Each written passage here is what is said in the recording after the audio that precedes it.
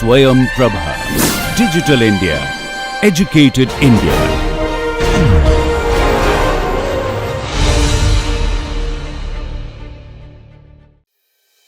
This maritime engineering, as you see, is a very special program which has got multidisciplinary input from mechanical, civil, structural, aerospace, naval architecture, chemical engineering, electrical, electronics, applied mechanics. It's a multidisciplinary program.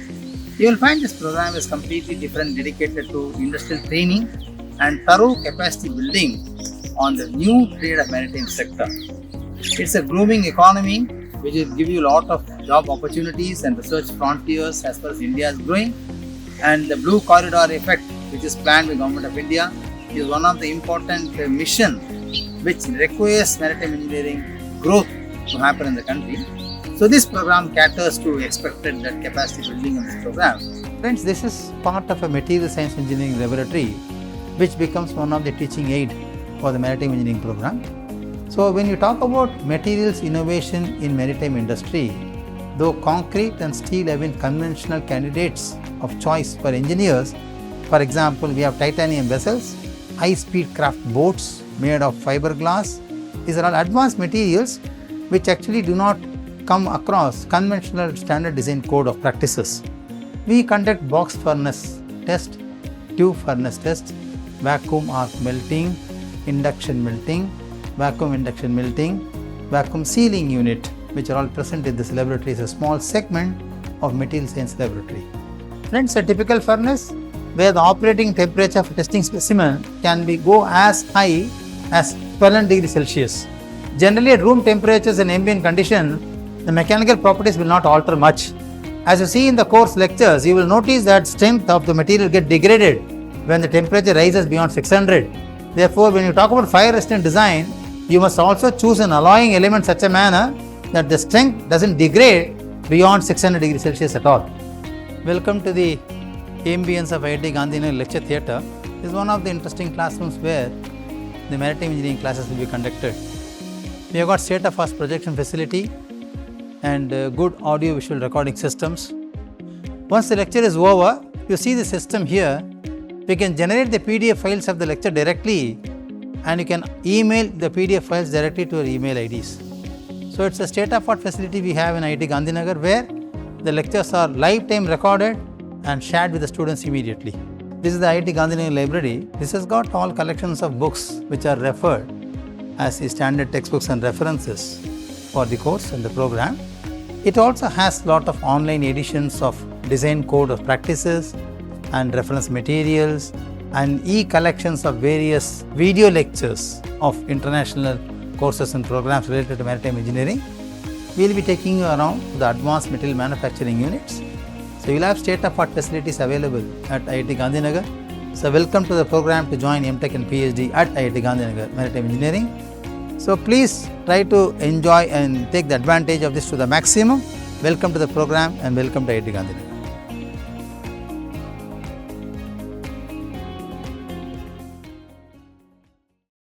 Friends, welcome to the 40th lecture on the SwayamPrabha course titled Maritime Structures, in which we are going to talk about the effect of vibrations on maritime eco life.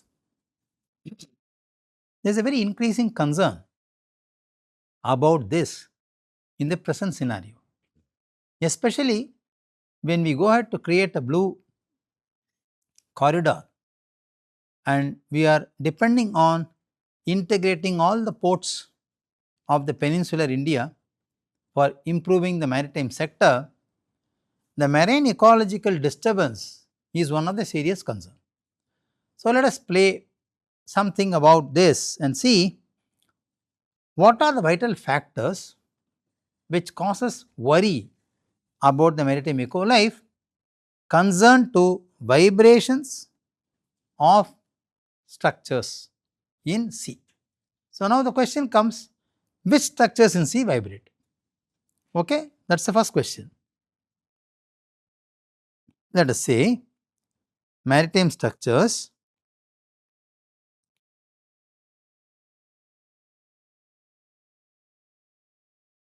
include ships, submarines, floating platforms, semi-submersibles,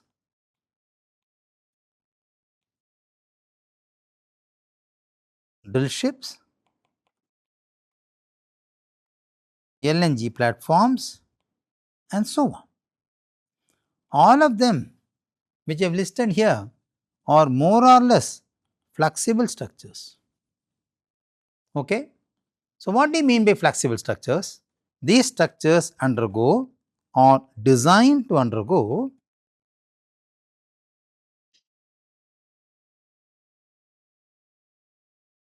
lot of vibrations. Okay? They are very flexible systems. They are very soft. Therefore, under the wave and wind action, they undergo lot of vibrations. Right? Furthermore, when the ships sail, they create noise. So, therefore, friends, the noise from the ships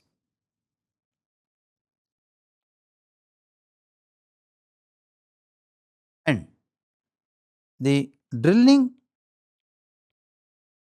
and production activities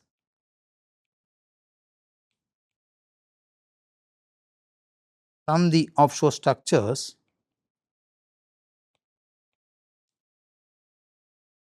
they affect the bio life very seriously.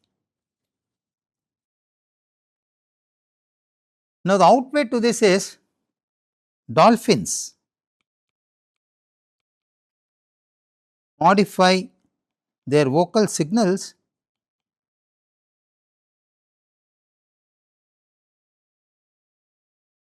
to remain audible. They start communicating in a different decibel now. There has been recent research conducted by NIOT and Indian Maritime University faculty, and which shows in the recent studies that the dolphin signals created by them under the vocal signals now start communicating in a different decibel range. Okay? So, this is identified as the Lombard effect. Lombard effect actually is the consequence of shifting of vocal signals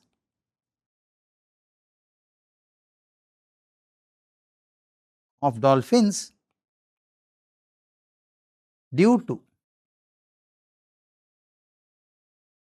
mechanical vibrations and sound caused by ships and offshore structures. Furthermore, friends, ships and large floating offshore structures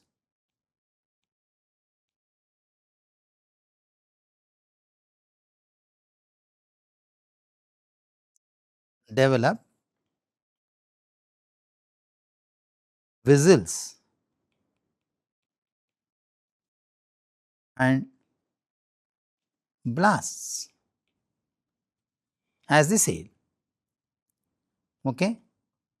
The fog horns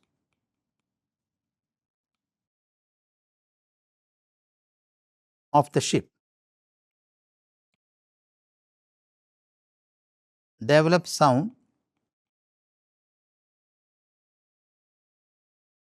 of very high decibel. Now, we have been talking about a different vibration unit decibel. Just for the knowledge sake of the listeners, let us see what is a decibel.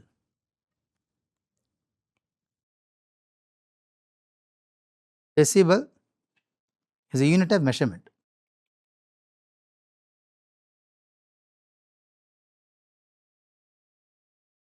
It is commonly used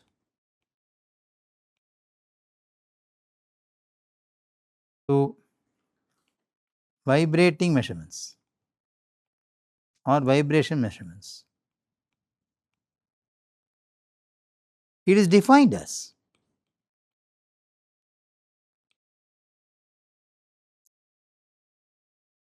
the power ratio.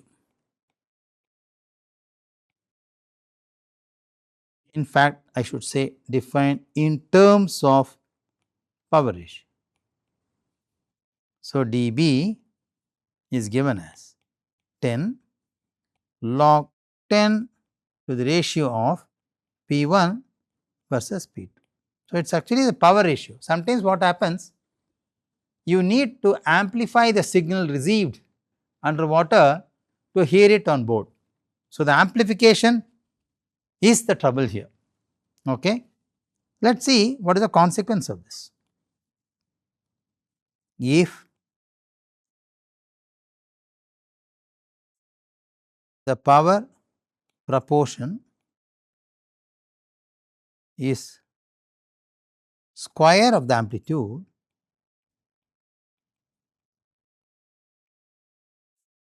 or let us say voltage, because you measure in terms of DC signals, then dB becomes 10 times of log to the base 10 of x1 by x2 to the square, which means dB is 20 log 10 of the ratio, is it not? So, if there is an amplifier with voltage gain of phi, let us say, it has a decibel gain of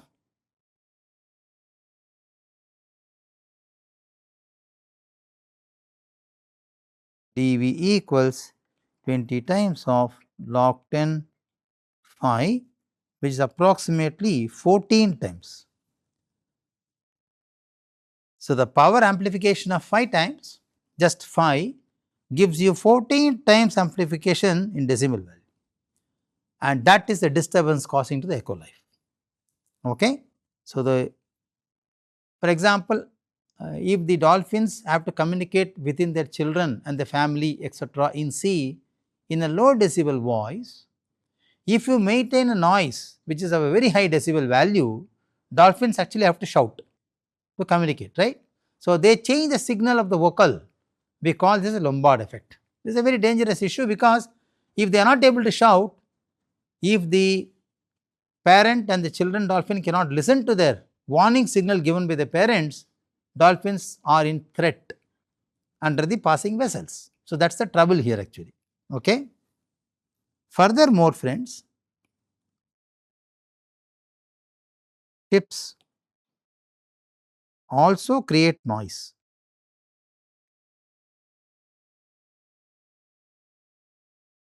They are called as rumble noise. Rumble noise, they actually come from engines. When they sail, engines make lot of noise. You must have heard this roaring noise even in vessels, right? You must have heard it. Even in vessels, it is true. Even in cars, rails, it is true. Of course, aircraft engines, it is true. So, ships also make noise. They are called rumbles. These rumbles have very high amplitude, very low frequency. Okay, they have a specific character of this. To be very interesting, friends, older ships, okay, make more noise. And that is very important to note. If it is a new vessel, it is okay. If it is old, it makes more noise, more rumbles. Okay. Furthermore, ships constructed with metal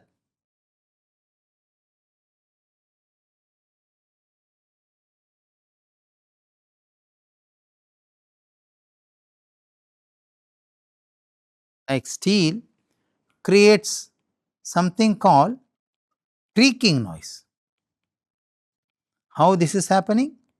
Creaking noise is because due to the wave structure interaction on the metal.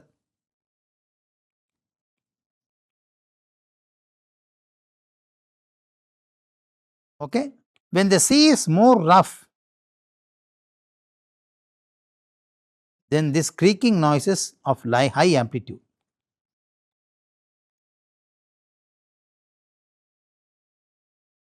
Furthermore, when ships sail, the steering of gears, propellers, thrusters, and mooring winches all create hydraulic whine.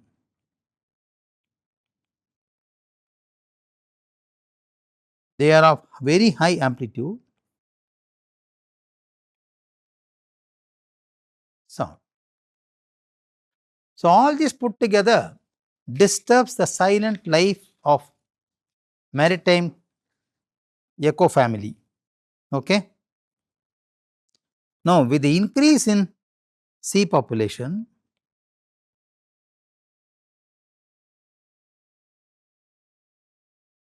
let us say in the activity of maritime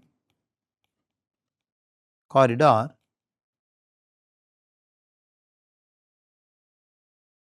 especially with container ships, bulk carriers etc., they move in Persian Gulf, they move in India, East Asia, and these disturb dolphins to a larger extent.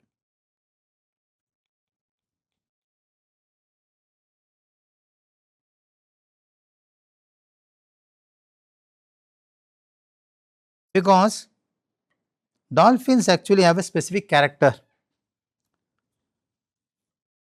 Dolphins depend on whistles, okay, and clicks and other vocal signals which they create to alert their community from danger.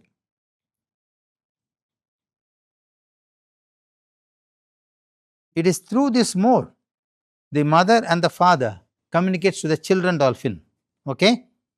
So, this affects the dolphin vocal system completely. Now, as an alternative, what happened? Dolphins have become more intelligent. Dolphins are now shifting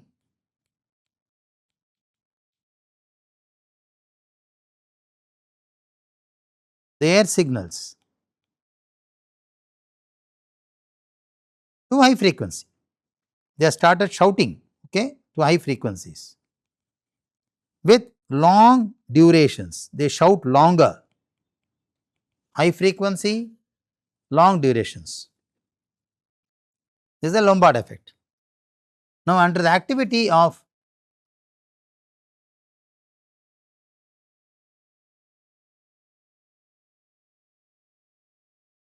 maritime corridor,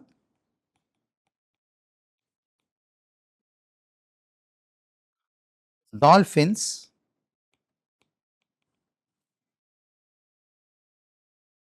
whistled less frequency now, and there is a whistling diversity noticed. Okay, and this is posing threat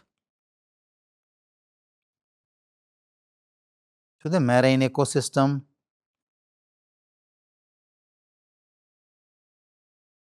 This reduced noise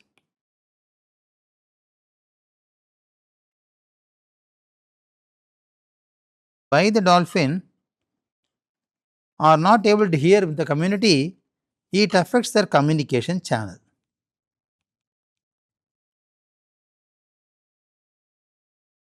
From the mother dolphin to the calf. The children are to listen the warning. And in practice, friends, in 2014,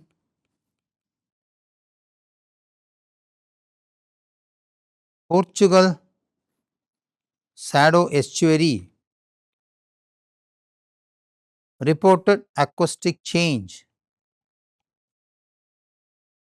in dolphins. In 2020, whales present in off Hawaii in US also were observed. A similar trend.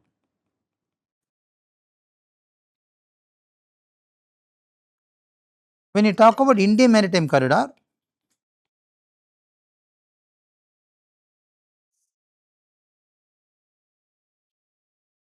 especially Arabian Sea sector, there is a continuous vessel noise.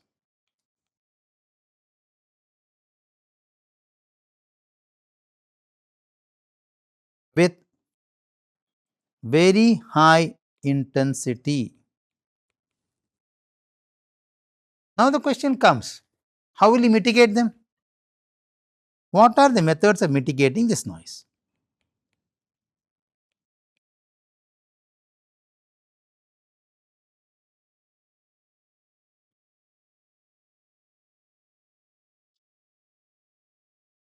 There are different methods.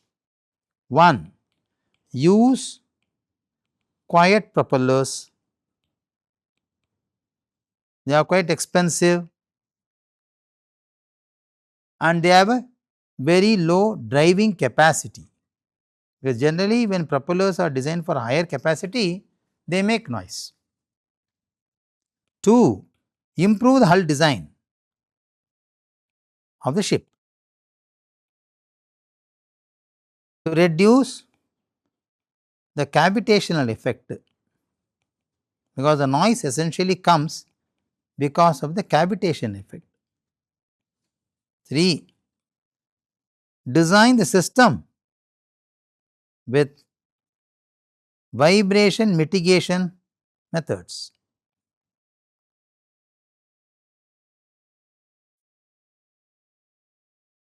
Okay. If you look at my studies recently done on drill ships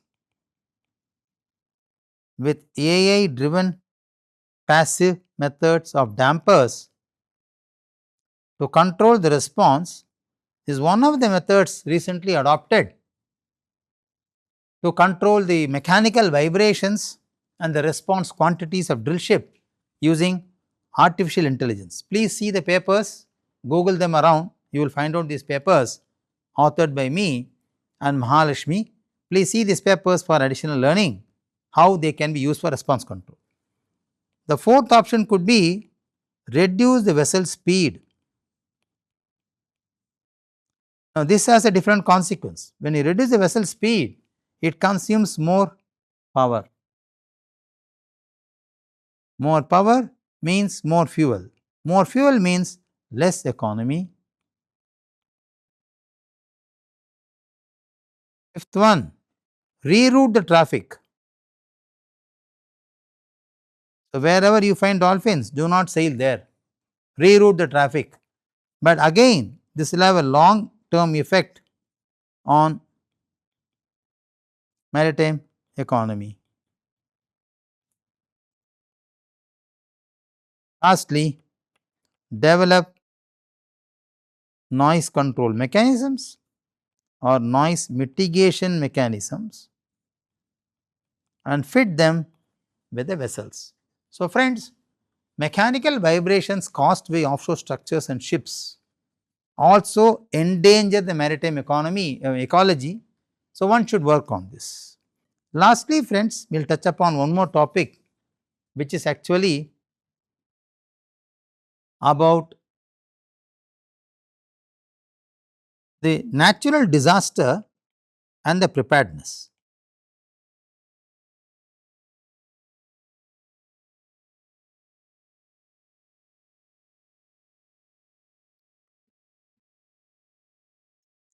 So, when you talk about maritime engineering, one of the devastating nature disaster is tsunami.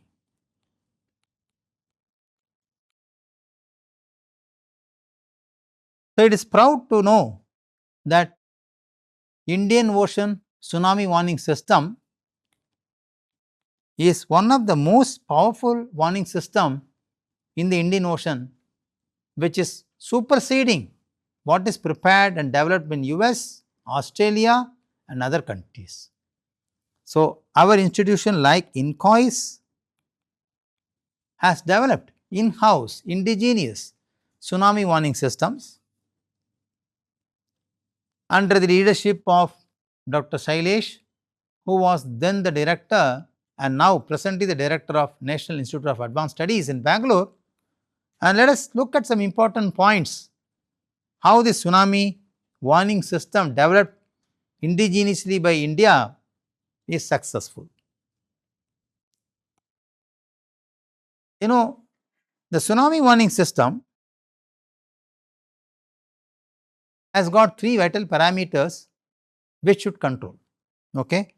The first parameter is the knowledge about Earth system.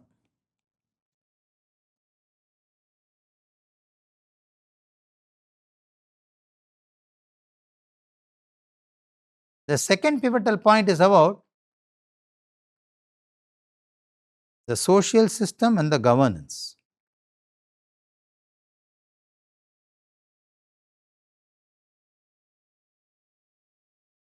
And the third one is the human system and consciousness. So, let us say these are three pillars of tsunami warning system. Let us see what are the vital requirements of any such system. If we have to design a warning system, what are its vital requirements?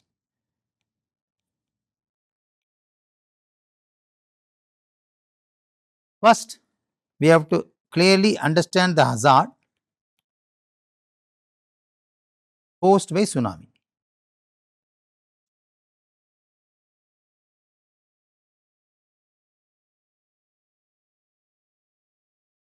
Two, we should likely identify the risk areas to be affected.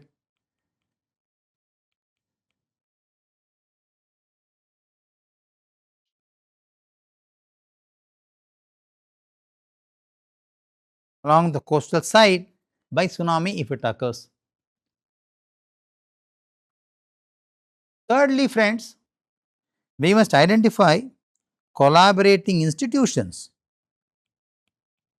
which can help us in developing the numerical models, data retrieving and data simulations, etc.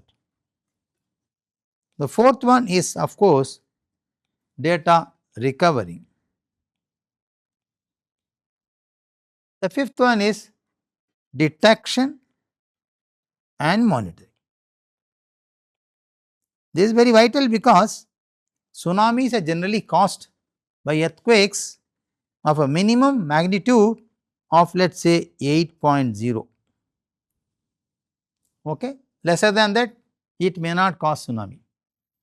Suppose if an earthquake occurs in seabed, which is sea quakes of this magnitude, before it reaches and causes the devastating effect of high rise, high amplitude waves with long periods and reaching the coast, the information has to go to people that there is a tsunami warning.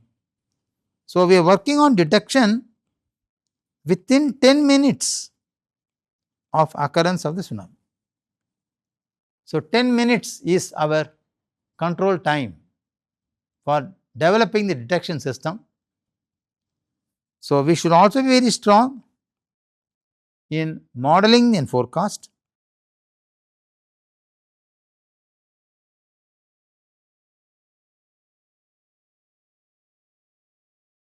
Furthermore, we should also develop a decision support system,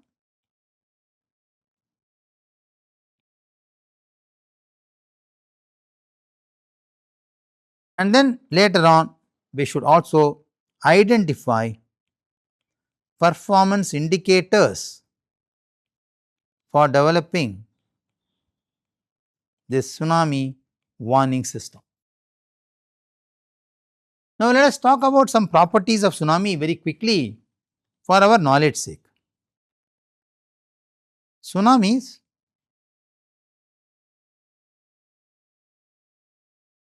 travel long distance. Okay, that is very important. The speed of the tsunami waves reduces in shallow waters, but wave height or wave amplitude increases of a very high order. There is a trouble here. A typical speed of a tsunami wave is 30 km per hour. That is a typical speed. Okay. Let us see how tsunamis are classified. Tsunamis are classified as local, which occur within 200 kilometers of the epicenter. They can be also classified as regional tsunamis if they occur within 1000 kilometers of the epicenter and the travel time is 3 hours.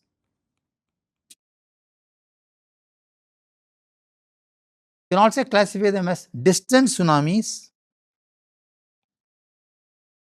if the distance is more than 1000 kilometers and the arrival time is more than 3 hours. So, the control here is very important. A tsunami typical warning system should be activated within 10 minutes of occurrence of tsunami. Okay, that is very important because we do not have time to activate the relocation of people, to invite the governance action, etc. Now, all of us remember, let us recollect this. India had tsunami, which is a devastating tsunami on December 26th, 2004 in Chennai coast. This was initiated by an earthquake of 9.2 magnitude scale. Okay. It was very difficult to forecast this within 10 minutes as desired by a warning system. Therefore, the initial warnings were all given based on coastal forecast.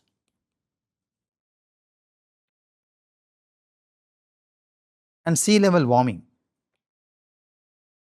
But one cannot predict, one could not predict the increase in wave amplitude, and that caused devastation during 2004 tsunami. Now, let us see what are those instruments required to measure the tsunami activity, and then we can do the forecast.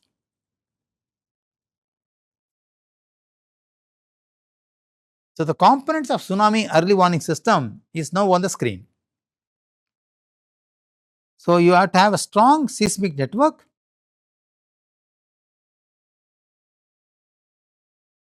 and one should also have the BPR placed on seabed to measure the pressure, okay, on the seabed to forecast the tsunami activity. Based upon the earthquake or the seabed motion measured by BPR, one can always try to find out that tsunami may propagate. One can also use tidal gauge networks to make a complete mapping of the coastal areas to estimate or to forecast tsunamis. Satellite communication becomes very important because within 10 minutes of this data collected, there will be lot of information to and fro transferred. Therefore, we should have a very effective satellite communication system which collects the data, processes it, faster and then sends the signals. In addition, we should have a very thorough bathymetry models available to us. We should also have tsunami modeling, where the input from the bathymetry and the signals come to this model, and the model can predict is it going to be a tsunami or not, and this should happen very fast. There are numerical programs available which takes hours, but we want talking about in terms of minutes. Okay. Of course, we should have a complete topographical map of every segmental area along the coastline, which will help us to compute the propagation of tsunami waves. We should also have something called coastal vulnerability mapping, which will tell me in a given coastline of India or any country, which are all the segments where which are vulnerable to tsunamis. Of course, capacity building and R&D will all lead to what we call tsunami warning system. So therefore, friends, it becomes very important to identify the real-time seismic monitoring network. So we require something called a real-time seismic monitoring network.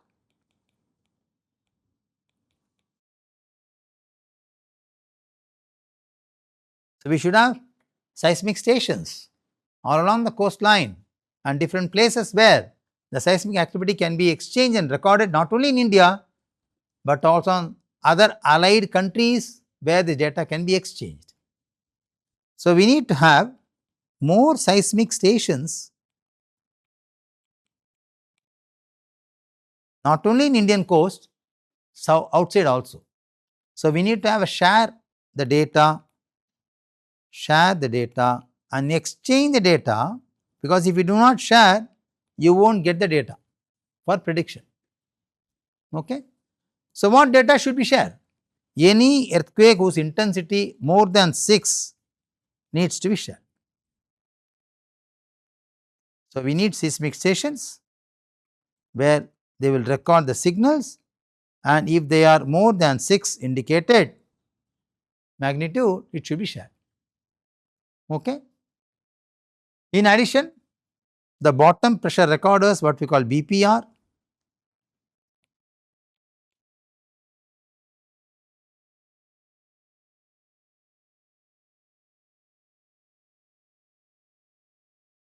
which are used to measure the pressure, they should be all installed in seabed at salient locations. Now Indian coast has got at least 8 to 10 BPRs, okay, installed in the seabeds. Friends, to predict tsunami very clearly, as I said, the coastal bathymetry is vital.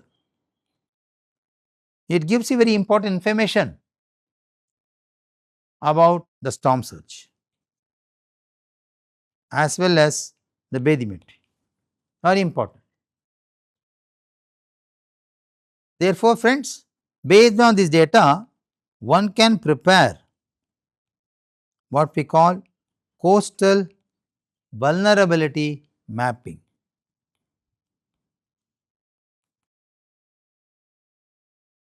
These maps are available on certain sectors along the peninsular India coast, but it should be having for the entire country, so that the vulnerability can be completely mapped all along the Indian coast.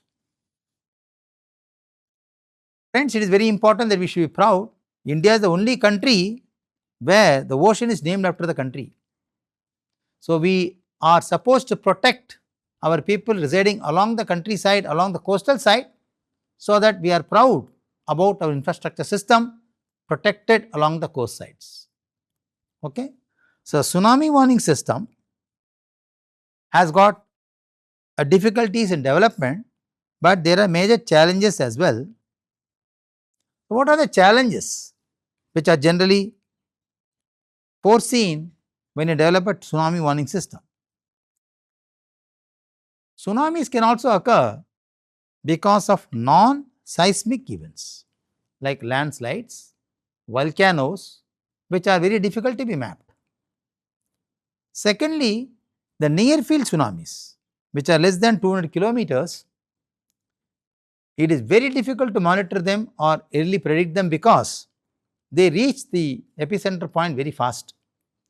Therefore, one needs to have a rapid public response in case of such tsunamis, which is one of the important challenge we have presently in India. Sometimes the tsunami warning signals, because of wrong modeling, may underestimate the initial magnitude, and the classical example here is the Tokuoka earthquake in March 11, 2021, which initially was predicted to be 7.6 magnitude, but rose to 9.5 magnitude, caused a devastation and washed away the Japanese coast for a long time.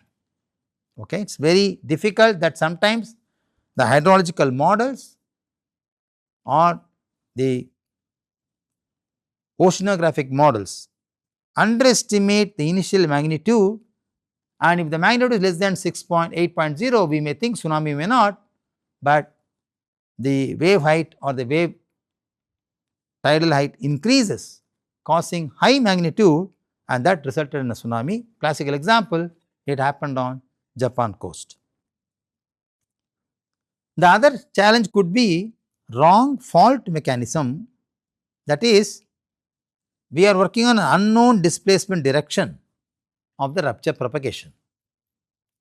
And lastly, but not the least, we are lack of high resolution bathymetry and topography of the location of the coastal side of India. So, this is one of the handicap which people, oceanographers, maritime engineers can constantly work to give high resolution bathymetry and topography of the entire coast of India, of the peninsular India, so that India can be maritime sound and strong, and we can protect our coastal ecosystems from natural disasters like tsunamis. So, friends, in this lecture, we summarize what we learned. First, we understood how the mechanical vibrations caused by the motion of vessels, ships, offshore structures disturb the marine ecosystem, and what we could do to reduce them. We have seen these solutions as well. The second one is one of the important aspects which we want to touch in maritime engineering is the natural disaster and mitigation methods. So, we discussed about tsunamis, and we discussed about tsunami warning system and how they can develop, and how a warning signal can be generated, how they can be communicated, and so on. So, interestingly, friends, the detailed information about this tsunami warning system currently prevalent in Indian Ocean systems is available in this encyclopedia of solid earth geophysics, which I project on the screen now.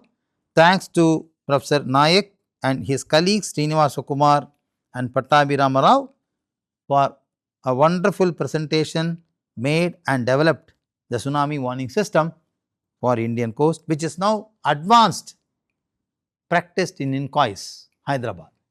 Okay. So, tsunami watch and warning centers in Encyclopedia of Solid Earth Geophysics, Springer, is a very good reference which you can learn more about this. So, friends, I hope this lecture is useful for you, and with this lecture of 40, we complete the course lectures on maritime structures offered by Department of Maritime Engineering at IIT Gandhinagar. So, hope you have followed all the lectures and you will be enjoying, and further more courses coming up by the Maritime Engineering Department will be a good initiative for you to learn more about this particular program, and I am sure that you will be enjoying courses in detail and reinforce your learning by further references and literature collections. Thank you very much. Namaste.